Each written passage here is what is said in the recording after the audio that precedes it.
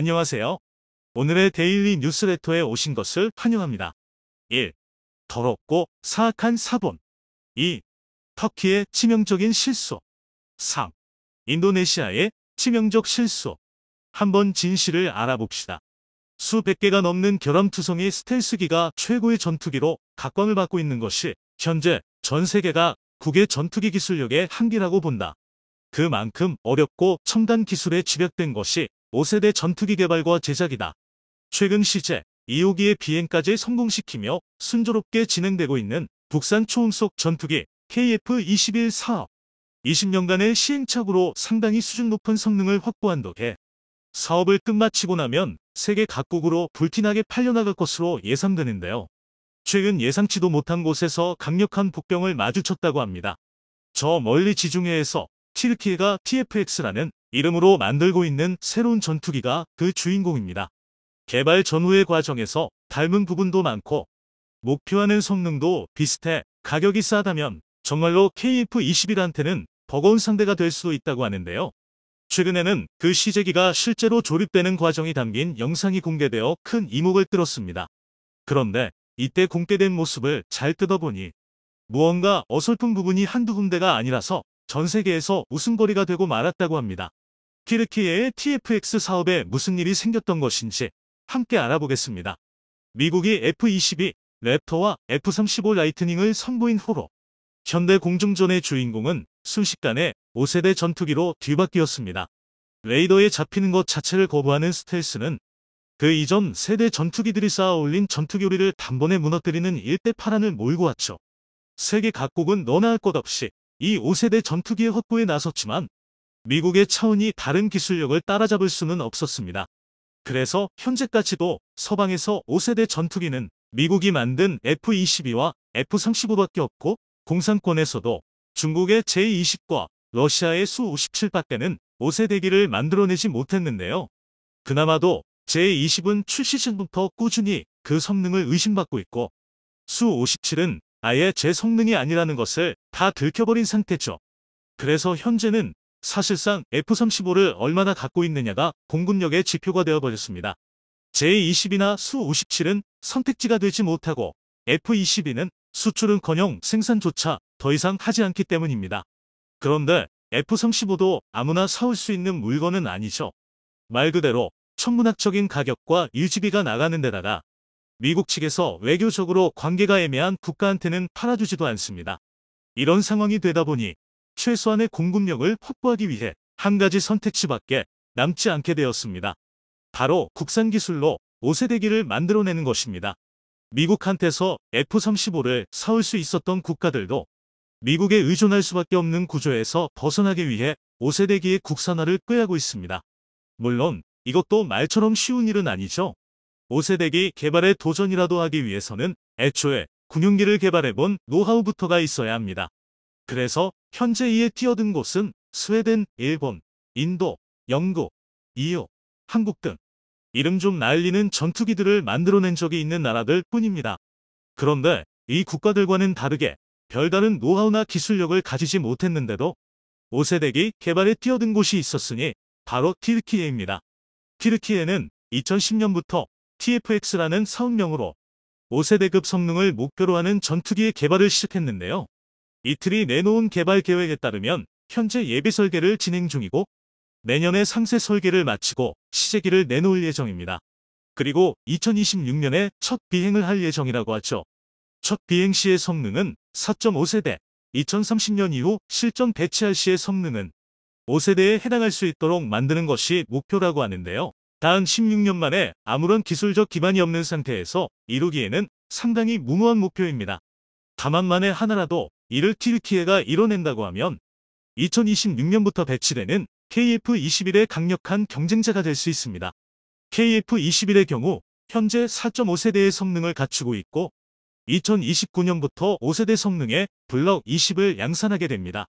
5세대가 되는 시점이 불과 1년 차이밖에 나지 않기 때문에 가격에 엄청난 차이가 나는 것이 아니라면 전투기 구매를 고려하는 바이어의 입장에서는 KF-21과 TFX 중에서 어떤 것을 골라야 할지 꽤나 고민이 될 것입니다. 한국 입장에서는 사업 성공을 목전에 둔 상황에서 생각지도 못한 복병이 나타난 것입니다. 현재까지는 5세대 전투기 개발에 뛰어든 어느 나라도 한국만한 성과를 거두지 못하고 있기에 KF-21을 견제할 만한 기종이 아직까지 등장하지 않은 상황입니다. 우리한테야 자랑스러운 소식이지만 이것이 전혀 반갑지 않을 나라도 있죠. 중국은 한국이 KF-21을 만들어 파는 게 달가울 수가 없습니다.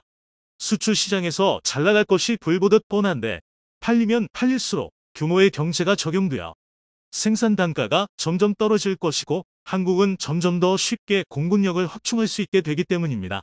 그래서 중국은 현재 그나마 가능성이 있는 TFX 사업에 힘을 보태기로 합니다. TFX를 성공시켜서 KF-21의 발목을 잡으라는 것이죠. 그런데 여기서 중국은 음침한 수를 씁니다. 직접적인 지원이 아니라 자신들과 전투기를 합작한 적이 있는 파키스탄을 TFX 사업에 대신 합류시킨 것입니다. 올해 2월 공식적으로 TFX 사업에 승선한 파키스탄은 냉정하게 말해서 남의 나라 전투기 만드는 걸 도와줄 만한 수준이 되는 나라가 아닙니다. 중국과 JF-17이라는 전투기를 합작한 적은 있지만 이 전투기의 개발에 파키스탄이 기여한 바는 거의 없습니다. JF-17이라는 기종 자체가 미그 21의 개량판이고 그마저도 개량 및 생산의 과정을 모두 중국에서 마치고 파키스탄은 그냥 사와서 굴리기만 하는 수준입니다. 즉 파키스탄이 TFX 사업에 합류해서 할 수 있는 일은 거의 없는 것과 마찬가지입니다. 하지만 전투기 개발 노하우가 아니라 정치적인 가교 역할을 제공하는 것이라면 이야기가 달라집니다.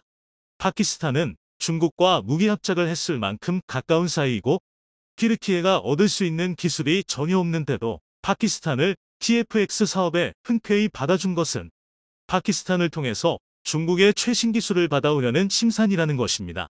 심상치 않게 진행되어가는 TFX 사업. 한국 입장에서는 아무리 튀르키예가 군용기 개발에 초짜라도 중국의 입김이 들어간다면 방심할 수가 없게 되는데요. 최근 튀르키예가 시제기 조립 영상까지 갑작스레 공개하자 화들짝 놀랄 수밖에 없었습니다. 튀르키예는 불과 작년만 해도 조그마한 부품 하나 만들어 놓고 경사스러운 일이라며 기자들을 불러 모아서 호틀갑을 떨던 나라였습니다.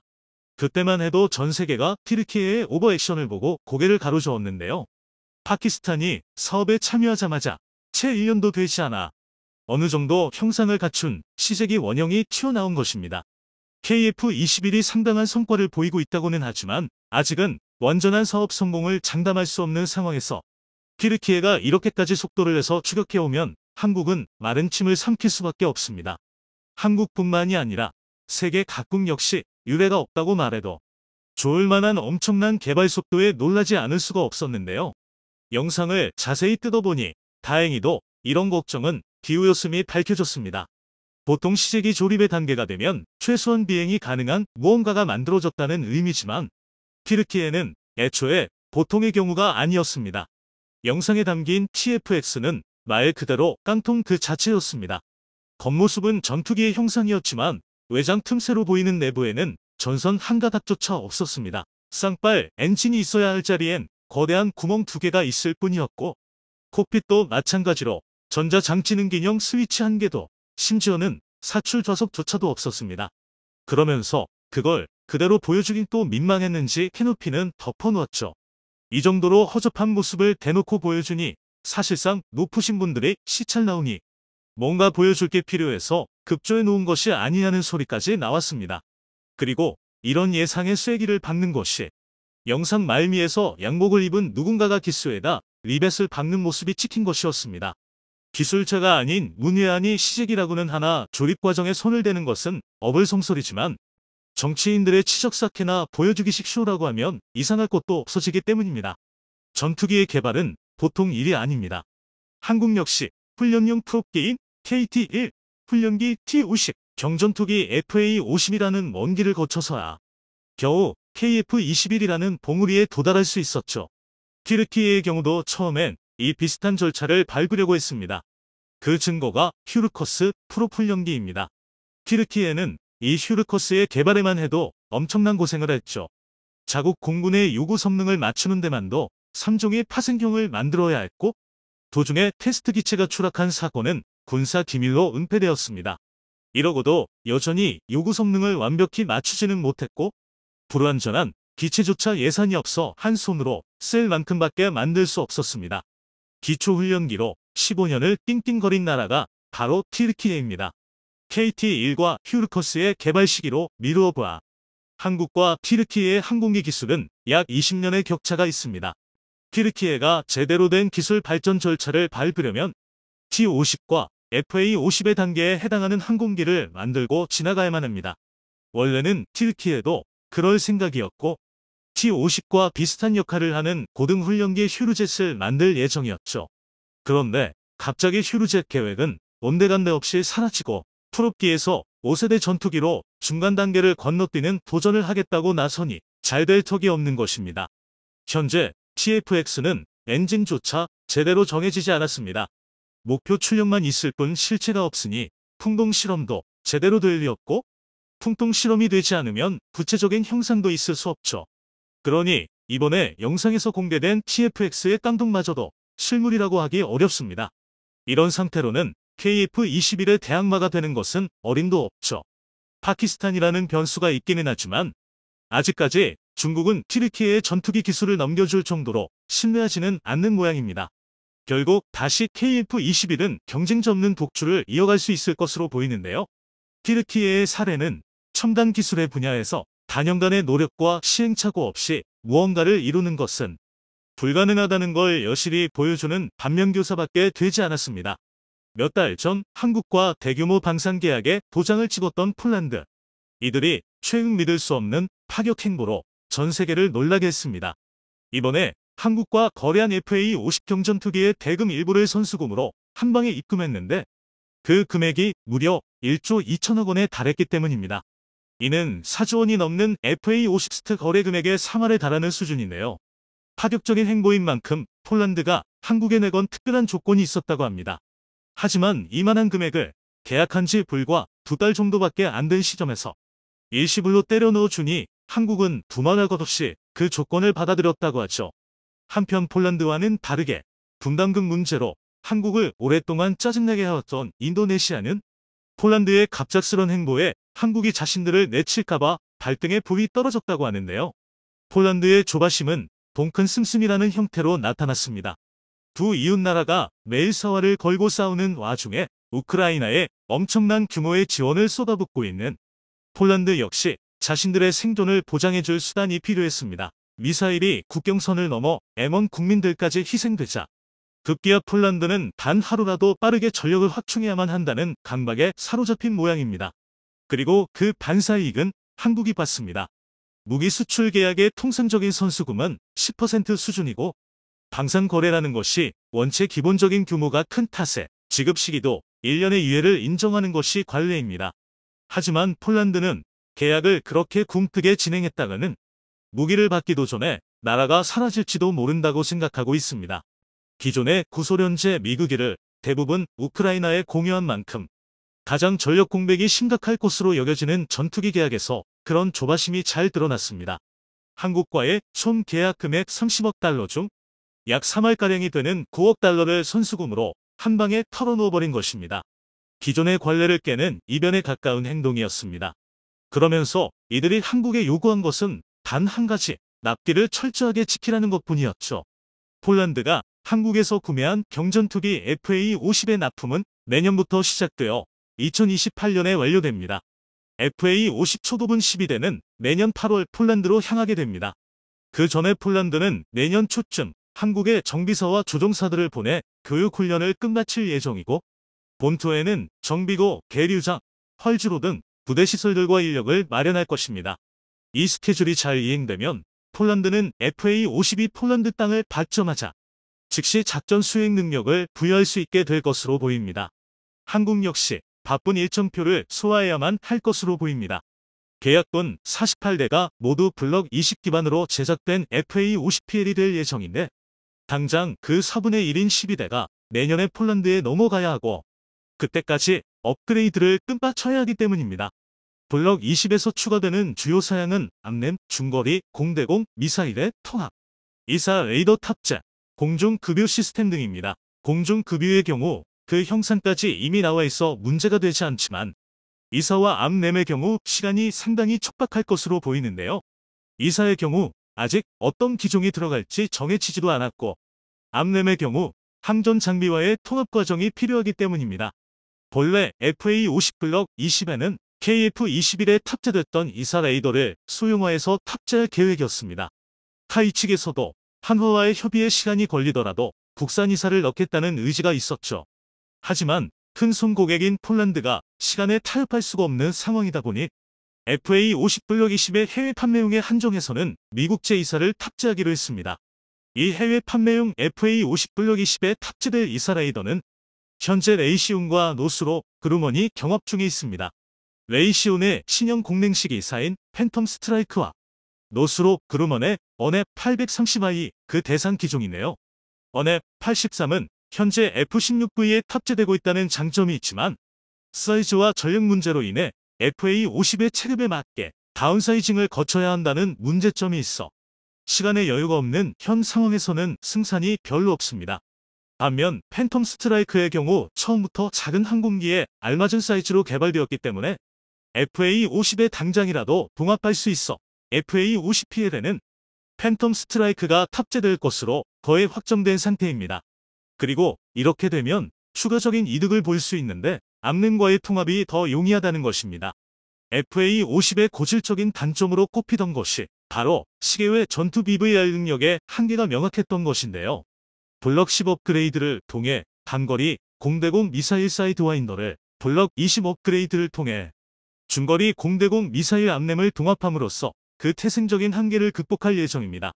기존에는 이 통합 허가 자체를 미국이 내주느냐가 가장 큰 걸림돌이었습니다. KF-21의 개발 과정에서도 미국은 공대공 미사일의 허가를 내주지 않아 한국은 영국의 미티어와 독일의 아이리스 T로 대체품을 찾아야만 했죠. 하지만 미국도 결국 KF-21의 사이드와인더와 암램의 통합을 허가해줬고 한번 물꼬가 뚫리고 나니 FA50 역시 허가를 얻을 수 있었습니다. 그런데 다음에 넘어야 할 산이 또 있었으니 그것이 바로 납기였던 것이죠. 항공기의 무장을 동합하는 과정은 매우 복잡하고 비용도 상당히 발생하는 일입니다. 표적 획득부터 로곤, 결합 해제와 종말 유도에 이르기까지 사실상 항공기에 들어가는 모든 정보와 무장의 모든 정보를 긴밀하게 연결하는 작업이 곧 무장의 통합입니다. 그렇다 보니 다가오는 내년 납기를 맞추는 가장 큰 장애물이 현재 암램의 통합인데요. 암램의 제조사는 레이시온.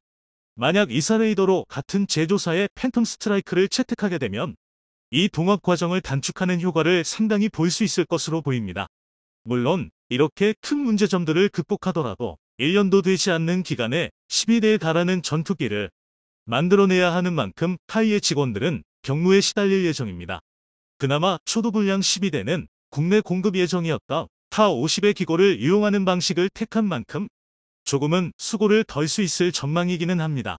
한편 덩달아 상황이 급박해진 나라가 한 곳 더 있는데요. 바로 인도네시아입니다. 폴란드가 1조가 넘는 금액을 입금했다고 했을 때 많은 사람들의 뇌리를 스쳐지났을 바로 그 나라죠.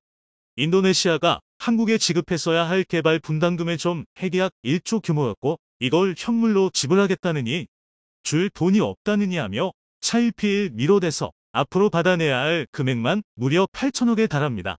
얼마 전 한국은 인니에 인도될 예정이었던 KF-21 CJ-5호기에서 인니 국기를 페인트로 덮어버린 적이 있었습니다. 이에 대해 별다른 대외적인 입장은 밝히지 않았지만 이것이 분담금 문제를 해결하라는 압박이었음은 모르는 사람이 없었죠. 인도네시아에서도 즉각적인 반응이 나왔습니다. 인도네시아의 군사 매체 에어스페이스 리뷰에서는 한국이 KF-21 CJ-5호기를 인니에 넘기지 않을 가능성이 생겼다며 해당 내용을 비중 있게 다뤘는데요. 여기서는 인니가 5호기를 인도받기 위해서는 분담금 문제를 해결해야 할 것이며 그 전에는 관련 기술, 전문 지식, 기체 구매권을 얻을 수 없을 것이라고 밝혔습니다. 이들이 보도한 내용 자체는 실제 계약 내용이 맞는데요. 다만 이 보도에 달린 인도네시아인들의 댓글이 눈살이 찌푸려지는 내용이었습니다. 요약하자면 자신들은 일정 금액을 지불했는데도 미국의 방해로 KF-21의 기술에 접근하는 것을 방해당하고 있다. 이 때문에 KF-21 사업에 많은 투자가 어려우며 만약 KF-21을 받을 수 없더라도 여전히 라팔과 F-15EX 계약이 남아있어 별로 아쉽지 않다는 내용이었습니다. 헛웃음이 나오지 않을 수가 없죠. 미국이 기술 접근을 방해한다는 것은 일단 부풀려도 너무 많이 부풀린 이야기입니다. 한국이 이전을 제한받고 국산화한 기술은 4종, 인니가 이전을 제한받은 기술은 9종이라 나머지 5종에 대한 접근이 막혀 있는 것은 사실입니다. 하지만 이는 어디까지나 인도네시아가 지금껏 국제사회에서 쌓아온 신뢰도로 말미암아 미국이 이슬람 국가로의 기술 유출을 경계하기 때문입니다. 자신들의 업보라 남 탓할 문제가 아니라는 것이죠. 어차피 인도네시아의 현재 입지로는 무슨 짓을 해도 그 핵심 기술 5종을 받아낼 수는 없습니다. 이걸 빌미로 한국과의 계약을 이행하지 않겠다는 것은 핑계에 불과합니다. 라팔과 F-15EX에 대한 내용도 마찬가지입니다. 이들이 한국에 뒤통수를 치고 쇼핑이라도 하는 것처럼 이곳저곳에 무기체계를 장바구니에 넣는 것은 정비 인력과 통합 비용의 낭비일 뿐 전혀 잘하는 일이 아닙니다. 차라리 그런 데다 쓸 돈으로 한국과의 계약을 이행했다면 지금쯤 KF-21 시즈 5호기는 인니 본토의 연공을 날고 있었을 겁니다. 하지만 인도네시아와의 신뢰관계는 이미 일선을 넘은 상황. 인도네시아 내부에서도 이대로 가다가는 KF-21은 물론 한국과의 관계 지속을 기대할 수 없을 것이라는 목소리가 조심스레 흘러가고 있는데요. 최근 인도네시아 전문가가 한 인터뷰에서 현재 인도네시아가 한국에서 교육받은 기술 수준과 시제기 한 대만 가지고는 F-21의 양산은 사실상 불가능하다는 견해를 내비친 것입니다. 인도네시아의 원래 계획은 KF-21의 개발 분납금을 지급하고 일부 생산분을 직도일, 두 생산 설비를 구축하고 KF-21이라는 이름으로 현지 생산에 착수하는 것이었습니다. 사업 합작이 결정된 초기인 2015년에는 해도 인니는 이 계획의 실행을 위해 실제로 F-21 생산 경납고 및 주익미익 생산을 위한 복합재 성형 오토클레이브 생산 라인을 구축하기도 했죠. 그런데 그 후 인도네시아의 분담금 납입 태도가 불량해지자 제한받지 않은 일반적인 기술 교육 역시 크게 줄어들었습니다. 인도네시아 국방자문기구인 방위산업정책위원회 소속 민간위원인 앙기 엘리마는 F-21 사업이 코로나19와 경제적 문제가 겹치면서 계획했던 것보다 기술적 차원에서 차질이 생기고 있다며 문제를 제기했습니다. 이렇듯 인도네시아 현지 전문가들은 시제기 일대와 일부 기술 자료 이전만으로는 차세대 전투기 48대 생산이 불가능하다는 우려를 내비치고 있습니다. 반면 한국에서는 인니가 불안에 떨든 말든 새로운 파트너와 착착 사업을 진행하고 있죠. 단순한 감정 문제를 넘어 급기야 현실화되어버린 한국의 인니 패싱에 그동안 간이나 보면서 신경을 긁던 인니도 초조해하는 하는 모습인데요. 한국이 앞으로도 현명한 선택으로 방산 분야에서 걸림돌 없이 성장할 수 있으면 좋겠습니다. 영상이 도움이 되셨다면 구독과 좋아요 부탁드리며 오늘도 감사합니다. 최고로 멋진 하루 보내시길 바랄게요.